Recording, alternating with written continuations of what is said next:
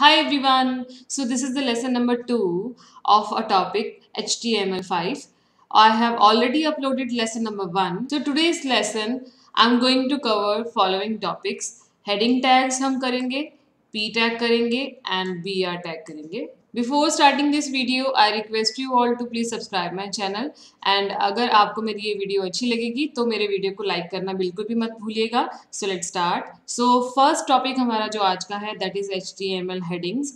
HTML headings का मतलब ये है कि अगर हम एक ऐसा वेब पेज बनाएंगे जिसके अंदर हम कुछ हेडिंग्स को क्रिएट करना चाहते हैं तो उसके लिए हम कुछ टैग्स को यूज करेंगे और वो टैग्स हैं H1 से लेके H6 तक. H1 मीन्स हम सबसे लार्जेस्ट जो हेडिंग है वो बनाना चाहते हैं विद द लार्जेस्ट फॉन्ट और H6 से हम स्मॉल हेडिंग क्रिएट करना चाहते हैं और उसमें फॉन्ट साइज भी स्मॉल होगा.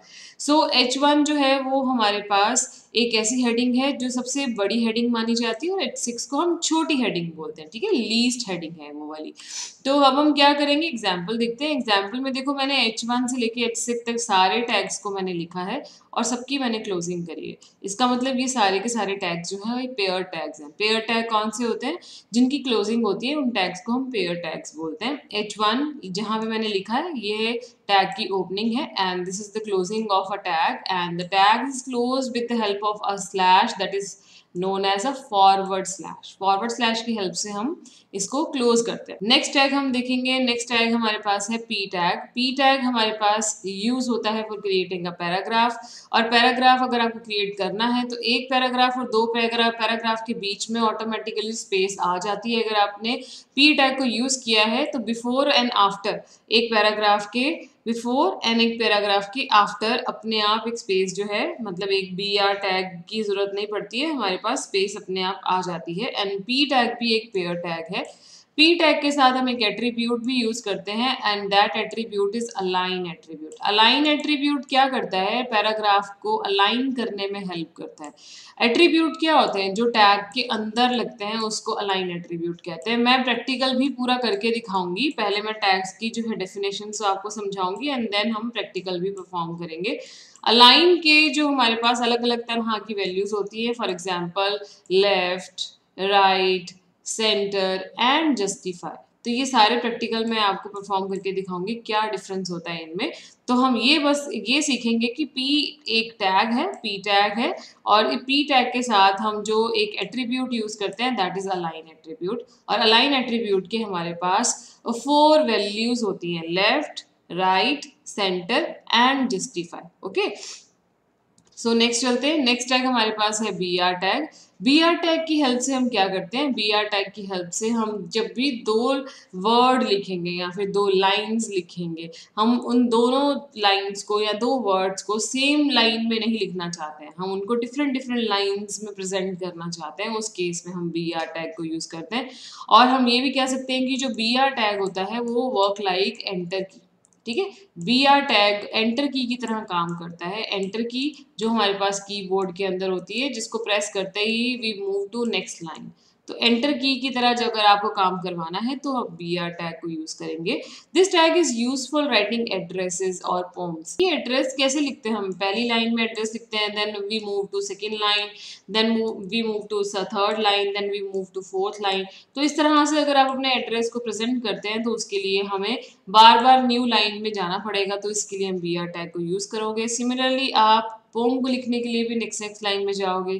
तो जब भी आपको नेक्स्ट लाइन में अपने डेटा को मूव ऑन करना है तो तब आप BR टैग को यूज करोगे. ये एक एम्प्टी टैग होता है, इसकी कोई भी क्लोजिंग नहीं होती है, इसका कोई भी कंपेनियन टैग नहीं होता है. आप सिर्फ BR लिखोगे, इसकी क्लोजिंग को नहीं करोगे. ठीक है, तो अभी हमने कौन कौन से टैग सीखे? एक हमने BR टैग देखा, एक हमने P टैग देखा और एक हमने हेडिंग टैग्स को देखा. अब हम इन तीनों के प्रैक्टिकल को करेंगे. मींस मैं HTML डॉक्यूमेंट क्रिएट करूंगी और आपको बताऊंगी कि आप इसको किस तरह से बना सकते हो, अपने HTML डॉक्यूमेंट को किस तरह से क्रिएट करोगे बाय यूजिंग दीज टैग्स. ठीक है, सो हम सबसे पहले नोटपैड की स्क्रीन को ओपन करेंगे. सो मैंने नोटपैड को खोल लिया है. नोटपैड को खोलने के बाद मुझे यहाँ पे एक डॉक्यूमेंट क्रिएट करना है. तो डॉक्यूमेंट की स्टार्टिंग में HTML के साथ करूँगी एंड देन मैं यहाँ पे एक हेड टैग भी अप्लाई कर देती हूँ क्योंकि मुझे अपने एक जो डॉक्यूमेंट को क्रिएट कर रही हूँ उसको मुझे टाइटल भी देना है. सो हेड टैग के अंदर हम टाइटल लिखते हैं एंड देन टाइटल मैंने यहाँ पे लिखा फर्स्ट वेब पेज. सो मैंने ये टाइटल दे दिया इसको, एंड देन मैंने टाइटल टैग को क्लोज कर दिया है। देन अब मैं हेड टैग को भी बंद कर दूंगी। सो फर्स्ट सेक्शन हमारे डॉक्यूमेंट का क्लोज हो चुका है, एंड अब मैं सेकंड सेक्शन को स्टार्ट करने वाली हूँ, that is body section. Body section के अंदर हम हेडिंग टैग्स को यूज करना सीखेंगे। तो सबसे पहले हम यहाँ पे H1 लिख देते हैं, और H1 के साथ मैं लिख देती हूँ कंप्यूटर, एंड देन फिर मैं यहाँ पे H1 लिख देती हूँ, और इसी तरह से ही मैं क्विकली सारे के सारे टैग्स को अप्लाई कर देती हूँ।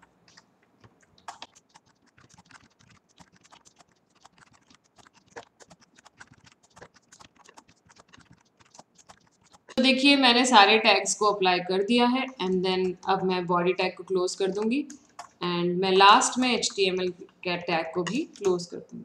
So now I'm going to save my file, and for saving my file I will click on a file tab, and then I will click on save option, and then I will select desktop because I want to save my file on desktop, and then I will give file name as heading dot html. Either you can give HTML or you can give HTM. आप दोनों में से कोई भी extension दे सकते हैं। Extension देना compulsory है, इसको आप छोड़ नहीं सकते हैं। And then click on save button. अब आपने डेस्कटॉप पे फाइल देखा मैंने सेव किया है, तो अब मैं डेस्कटॉप पर जाऊंगी, और डेस्कटॉप पे जाके मुझे फाइल दिख रही है हेडिंग्स। हेडिंग नाम की फाइल मेरे पास विजिबल है, सो मैं इसके ऊपर डबल क्लिक करूंगी। डबल क्लिक करते ही मेरे पास एक ब्राउज़र पे फाइल खुल चुकी है, और इसमें सारे हेडिंग्स क्रिएट हो चुके हैं। कंप्यूटर लिखा हुआ है, H1 से बहुत बड़ी हेडिंग क्रिएट हुई है, और H6 से छोटी हेडिंग क्रिएट हुई है। ठीक है, तो you can see the difference between all this heading tags. जो सबसे बड़ा टैग है उसकी जो हेडिंग लेवल है वो थोड़ा सा हाईएस्ट है, और जो लास्ट वाला है वो थोड़ा लीस्ट हेडिंग को कंसिस्ट कर रहा है। Okay, I think heading tag आपका क्लियर हो चुका है। Now we will do paragraph tag, and for paragraph tag I will again open that file. Let me show what is the effect of this head tag. Okay, so आप देख सकते हैं यहाँ पे टैब पे लिखा हुआ है first web page. You can see clearly this title is displaying on this tab because I have given this title inside the head tag and with the title tag. See here, मैंने यहाँ पे first web page दिया था, लिखा था, सो यही चीज़ हमारे पास यहाँ पे डिस्प्ले हो रही है। फर्स्ट वेब पेज यहाँ डिस्प्ले हो रहा है। ओके, सो अब हम नेक्स्ट करेंगे पैराग्राफ टैग। पैराग्राफ टैग करने के लिए हम बॉडी टैग के अंदर एक पैराग्राफ क्रिएट करते हैं quickly. So I will write computer is an electronic device.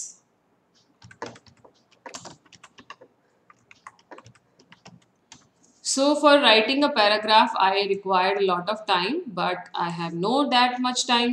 So I will copy and paste this line number of time so that I can create a paragraph for you. So see, मैं copy paste कर रही हूँ। Copy paste के लिए हमारे पास shortcut होता है Ctrl+C for copy and Ctrl+V for paste. So मैंने यहाँ पे इसी तरह से बहुत बार इस वाली लाइन को कॉपी पेस्ट कर दिया है, और आई थिंक एक पैराग्राफ भी क्रिएट हो चुका होगा। सो हम अब क्या करते हैं, पैराग्राफ तो हमारा क्रिएट हो चुका है, अब हम पी टैग को क्लोज भी कर देते हैं, और लास्ट में जाके हम पैराग्राफ को क्लोज कर देंगे। ओके, सो मैं यहाँ पे पैराग्राफ को बंद कर देती हूँ। सो मैं सेव करूँगी सिर्फ चेंजेस, ऑलरेडी मैंने फाइल को नाम तो दे ही रखा था। सो हम ब्राउज़र की स्क्रीन पे वापस जाएंगे और यहाँ पे रीलोड कर देंगे। So you can see clearly that paragraph is created, but the size of the font is very small. मैंने अभी तक आपको फ़ॉन्ट टैग नहीं सिखाया है, कमिंग वीडियोज़ में मैं फ़ॉन्ट टैग भी आपको सिखाने वाली हूँ। उसमें हम अपने टेक्स्ट के साइज को इंक्रीज कर सकते हैं as per are requirement. But अभी हमने हेडिंग टैग सीखा है, तो हम इसको H1 दे के भी इंक्रीज कर सकते हैं। सो मैं क्या ऐसा करती हूँ, पैराग्राफ से पहले H1 को स्टार्ट कर देती हूँ, जिससे थोड़ा सा बड़ा फॉन्ट आएगा, और P टैग के बाद हम H1 को क्लोज कर देते हैं। Every time when you make a change, then you have to save that change also. Okay, every time you have to save that change and then reload your file. So now you can clearly see that paragraph is already created, और अब मेरे पास paragraph create हो चुका है। And paragraph create होने के बाद अगर मैं ये पूरा पैराग्राफ यहाँ से कॉपी कर लूँ और फिर मैं इसे नीचे पेस्ट कर दूँ, इसी के नीचे मैं इसे पेस्ट कर दूँ, एंड देन मैं सेव करूँ अपनी फाइल को और मैं यहाँ पे जाके इसे रीलोड करूँ। सो आप देख सकते हैं जब एक पैराग्राफ क्रिएट हुआ है और उसके बाद इमीडिएटली मैंने सेकंड पैराग्राफ को क्रिएट किया, तो उस बीच में आप स्पेस को ध्यान से देखिए, ये स्पेस अपने आप आई है, ये हमने नहीं दी थी स्पेस। ये स्पेस दोनों पैराग्राफ के बीच में एक ब्लैंक आपको स्पेस नज़र आ रही होगी, ये ऑटोमेटिकली क्रिएट होती है जब हम पी टैग की हेल्प से कोई भी पैराग्राफ क्रिएट करते हैं। तो पैराग्राफ के स्टार्टिंग में और पैराग्राफ के एंडिंग में ऑटोमेटिकली स्पेस जो है वो आ जाती है। ठीक है, अब हम क्या करेंगे, पैराग्राफ के साथ अलाइन एट्रीब्यूट को यूज़ करेंगे। सो अलाइन एट्रीब्यूट यूज़ करने के लिए मैं क्या करूँगी, मैं पी टैग के अंदर, क्योंकि एट्रीब्यूट हमेशा कहाँ यूज़ होते हैं, एट्रीब्यूट हमेशा टैग के अंदर यूज़ होते हैं। मैं यहाँ पे लिखूँगी align equals to left. By default वैसे पैराग्राफ जो होता है वो लेफ्ट में ही रहता है, पर अगर आप लिखना चाहते हो तो आप लिख सकते हो। और सेकंड पैराग्राफ के अंदर हम दे देंगे align is equals to right. So can find the change between these two paragraph ना, तो इसीलिए मैंने एक को लेफ्ट दे दिया और एक को राइट दे दिया। सो मैंने अगेन चेंजेस किए हैं कुछ, तो मैं सेव करूँगी चेंजेस को एंड देन मैं ब्राउज़र की स्क्रीन पर आऊँगी वापस और मैं रीलोड करूँगी। देखिए, लेफ्ट वाला paragraph is on left side and right paragraph is on right side. Okay, so first वाला है लेफ्ट, सेकंड वाला है राइट। अगर हम इसी तरह से ही क्या करेंगे, एक और पैराग्राफ क्रिएट करते हैं। सो हम क्या करते हैं, इसी पैराग्राफ को कॉपी कर लेते हैं फिर से। सो मैं इसको कॉपी कर लेती हूँ और मैं इसको पेस्ट कर दूंगी नीचे, और इसका हम क्या करेंगे, अलाइन सेंटर कर देंगे। सेंटर के स्पेलिंग आपको ध्यान रखने पड़ेंगे, CENTER होते हैं, RE मत लिखना, वो इंग्लिश में लिखते हैं, यहाँ पे ER सपोर्टेबल है। ओके, और एक पैराग्राफ हम और क्रिएट कर लेते हैं और उसको हम फोर्थ एट्रीब्यूट की वैल्यू को असाइन करेंगे, that is justify. Okay, so fourth one is justify और last second one is centre. Now I am going to save the changes and then go back to your browser screen and reload your file. So first one is left, second one is right, third one is center. You can see on both the sides there is space. In the case of center, आपका paragraph बिल्कुल centre में आ रहा है, left side और right side दोनों side में थोड़ी सी space है। और लास्ट है जस्टिफाई। जस्टिफाई के केस में अगर आप नोटिस करेंगे तो पैराग्राफ का लेफ्ट साइड बिल्कुल इक्वल है और पैराग्राफ का राइट साइड बिल्कुल इक्वल है, दोनों साइड्स एकदम इक्वल है, स्क्रीन को पूरा कवर कर लिया है इसने। तो जस्टिफाई के केस में both the sides of a paragraphs are equal. In the case of center, your paragraph display in the center, in the right your paragraph is display on the right side, and in the case of left, align equals to left, your paragraph will be on the left side. So I think paragraph आपको tag create करना और use करना आ गया है और line attribute भी समझ में आ गया है। एक चीज़ और नोटिस करो, मैंने 4 पैराग्राफ क्रिएट किए हैं और चारों पैराग्राफ के बीच में, सारे पैराग्राफ्स के बीच में स्पेस ऑटोमेटिकली इंसर्ट हुई है, हमने कोई भी BR यूज़ नहीं किया है और फिर भी हमारे पास चारों पैराग्राफ्स के बीच में स्पेस ऑटोमेटिकली आई है। आई थिंक क्लियर है ये वाला। नेक्स्ट चलते हैं BR टैग को समझते हैं। सो BR टैग के लिए देखिए, मुझे ये पूरा का पूरा जो कोड है ये हटाना पड़ेगा क्योंकि अभी हमें एक नया लिखना पड़ेगा ना कोड, तो इसीलिए हम इसको हटाते हैं और फिर से कुछ नया लिखने की कोशिश करते हैं। सो मैं यहाँ पे H1 लिख रही हूँ। H1 मैंने इसलिए लिख रखा है क्योंकि अभी तक मैंने आपको फ़ॉन्ट टैग तो सिखाया नहीं है, but I want to increase the size of the font so that you can clearly see the difference और see the output of on the browser screen. So इसलिए मैंने H1 को लगा के रखा है। सो अब मैं यहाँ पे क्या करूँगी, मैं यहाँ पे एक वर्ड लिखूँगी hello. Okay, anything that you will write और you want to display on your web browser screen, आपको उसके साथ एंगल ब्रैकेट्स नहीं लगानी है, वो नॉर्मल टेक्स्ट की तरह ही रहेगा, बट जो आपके टैग्स होते हैं वो हमेशा एंगल ब्रैकेट्स के साथ होते हैं। तो हेलो इज़ अ टेक्स्ट, उसको आप नॉर्मली लिखेंगे एंड देन हम लिखेंगे फ्रेंड्स। अब देखिए, फ्रेंड्स तो मैंने नेक्स्ट लाइन में लिखा है, बट ये नेक्स्ट लाइन में आएगा नहीं। मैं इसको सेव करती हूँ एंड देन हम ब्राउजर स्क्रीन पे जाके इसको रीलोड करते हैं। हेलो फ्रेंड जो है वो सेम लाइन में आ रहा है, जबकि हमने नोटपैड की स्क्रीन पे तो इसको नेक्स्ट लाइन में लिखा था, बट यहाँ पे नेक्स्ट लाइन में लिखने से नेक्स्ट लाइन में टेक्स्ट नहीं आता है। आपको अगर नेक्स्ट लाइन में अपने टेक्स्ट को लेके जाना है उसके लिए आपको BR टैग लगाना पड़ेगा। सो आप क्या करेंगे, हेलो के साथ BR टैग को अप्लाई कर देंगे। ओके, तो हेलो के बाद जब बी आर लगेगा इट मीन्स बी आर का मतलब होता है एंटर की। ओके, आपको कीबोर्ड से एंटर की प्रेस करनी है तो आप बी आर टैग को यूज करेंगे। तो जैसे ही आप हेलो के बाद बी आर लिखेंगे automatically enter key will be press from the keyboard and the second text that is friends will be appear on the second line. So हम यहाँ पे सेव करेंगे इसे एंड देन हम ब्राउजर की स्क्रीन पे वापस से जाएंगे एंड अब हम देखेंगे कि जो हमारे पास सेकंड टेक्स्ट था वो सेकंड लाइन में मूव हो चुका है। तो बी आर की हेल्प से आप क्या कर सकते हैं, बी आर की हेल्प से आप किसी भी टेक्स्ट को नेक्स्ट लाइन में मूव करेंगे तो बी आर आपकी हेल्प करेगा। आप कितने ही बी आर यूज कर सकते हैं जितनी आपकी रिक्वायरमेंट है, ऐसा जिसकी कोई लिमिट नहीं होती। It depends on your need, आपकी नीड जितनी होगी आप उतने ही बी आर अप्लाई करोगे। हेलो फ्रेंड्स, उसके बाद आप क्या कुछ और डिस्प्ले करवाना चाहते हैं। हेलो के बाद आपने हेलो लिखा, फिर फ्रेंड्स लिखा, फिर उसके बाद एवरीवन फॉर एग्जांपल मैंने यहाँ लिखा एवरीवन मैं लिखना चाहती हूँ तो मैंने फिर से बी आर दे रखा है, सो मैं यहाँ पे स्पेस दूंगी।